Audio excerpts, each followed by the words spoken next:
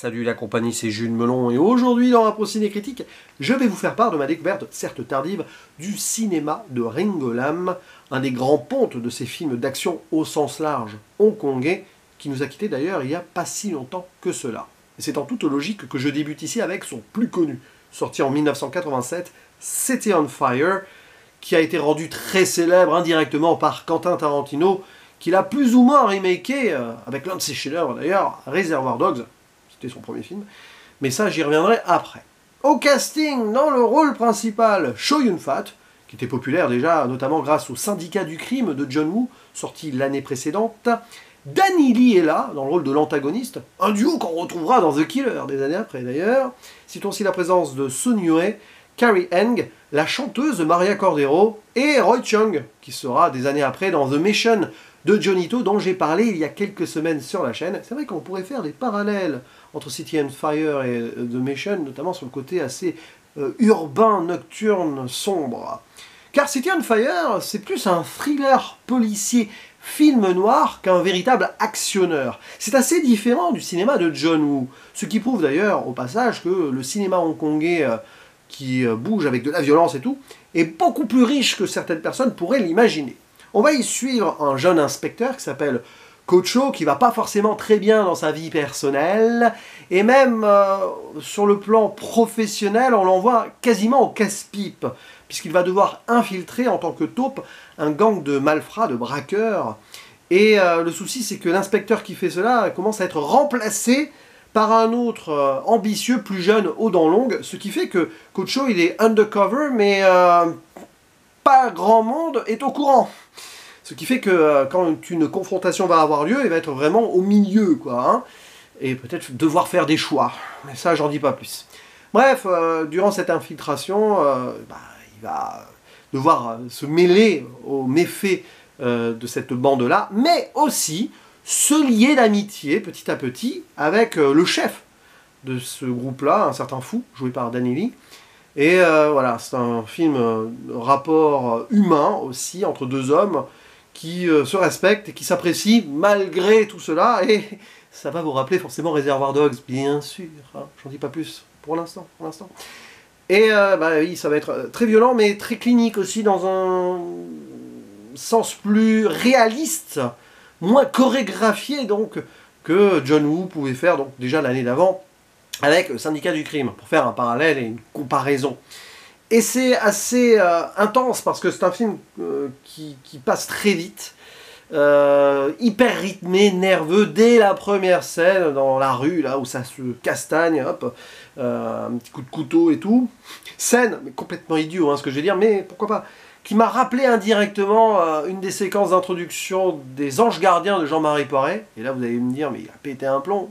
Non, c'est juste que Jean-Marie Poiret, quand il tourne à Hong Kong pour commencer les Anges Gardiens, il a vraiment le cinéma hongkongais en tête, et ça se voit. Bon, voilà, bref, je referme cette parenthèse un peu lunaire, j'avais envie de la placer là. Et ouais, bref, dès le début, c'est viscéral, et on sent très vite que le destin est tracé, puisque la personne qui meurt en début, c'est un petit peu quelqu'un qui était infiltré aussi. On ne donne donc pas très cher de la peau du personnage de Chow Yun-fat. Après, je n'en dis pas plus, mais voilà. Si vous avez vu Reservoir Dogs, quand même. Hein? Mais... Et donc, ce qui est intéressant ici, ce sont quand même ces relations psychologiques entre les personnages, amitié naissante, oui, rapport conflictuel à l'intérieur de la police, et au final, presque le groupe le plus soudé, ce serait quasiment les gangsters, même si à un moment, forcément, il y a ce niveau de méfiance qui va s'installer, avec ce braquage qui tourne mal. Bah ouais, vous allez penser évidemment au film de Quentin Tarantino là-dessus, et des situations qui sont très tendues, et avec ce Mexican standoff bien sûr qui est là, et c'est sur ce plan-là évidemment qu'on va surtout revoir des moments de Reservoir Dogs. Alors évidemment, c'est compliqué de découvrir City on Fire après avoir vu et revu un Reservoir Dogs, qui est peut-être mon Quentin Tarantino préféré, enfin, il trône très haut en tout cas dans mon cœur. Mais ouais, quand on voit le film matriciel là, on comprend l'amour de Tarantino, hein, pour ce film. On voit l'effort de réécriture qu'il a fait, hein, parce que la timeline est différente, il y a un choix narratif qui va beaucoup plus loin, qui est beaucoup plus poussé y compris au niveau des dialogues, hein, que City on Fire. Mais voilà, ça prouve au passage quand même une chose, c'est que Tarantino, on a beau dire ce qu'on veut, que c'est un cinéphile qui référence et qui presque plagie beaucoup, mais ce qu'il fait avec, c'est quand même très fort et autrement par moment. Voilà. City on Fire, pour rester sur ce film-là, c'est fort parce que ouais, j'ai ressenti à peu près la même chose devant que ce que j'avais pu comprendre et recevoir d'un visionnage de The Mission de Johnny To. C'est pour ça que dès le début je faisais un parallèle, parce que c'est vrai qu'à ce moment-là, dès le début qui est assez flagrant, on a une caractérisation de la ville de Hong Kong qui est assez abrupte. Et les espaces assez renfermés de cette très grande ville font l'atmosphère du film. Et c'est vrai que je pense par exemple Johnny To et Ringo Lam sont plus proches dans leur cinéma l'un et l'autre que peuvent l'être, je dis un peu n'importe quoi, mais pas vraiment, hein, Choi Yart et John Woo. Voilà, j'en bafouille un peu.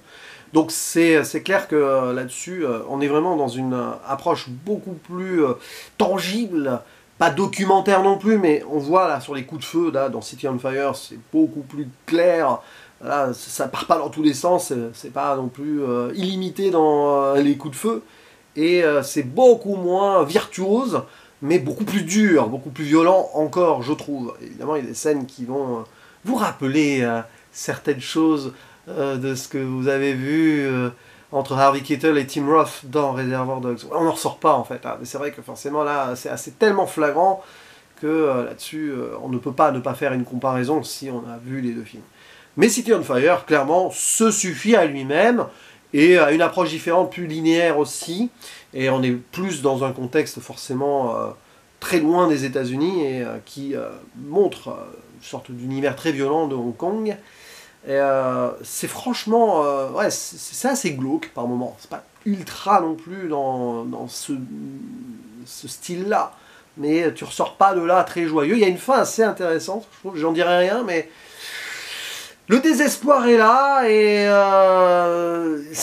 voilà, c'était voué à en arriver à ce point précis, parce que, oui, trop de violence ne peut pas être synonyme de final positif.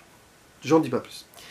City on Fire, donc, qui est le premier volet indirect d'une, je sais pas s'il y en a 4 ou 5, je ne sais plus, ou 3, saga, donc, avec les liens qui ne sont pas du tout tangibles, parce que ce sont que des histoires différentes entre chaque film, dans une série donc qu'on appelle les On Fire, que j'ai pas vu évidemment, pourquoi pas, mais City on Fire en tout cas, c'est un grand oui. Voilà, je me suis un petit peu emmêlé les pinceaux sur la fin parce que j'avais plein d'idées en tête là, mais voyez ce film, ou dites-moi ce que vous en avez pensé aussi en commentaire, on en discute ensemble, hein, c'est fait pour ça les impros cinécritiques.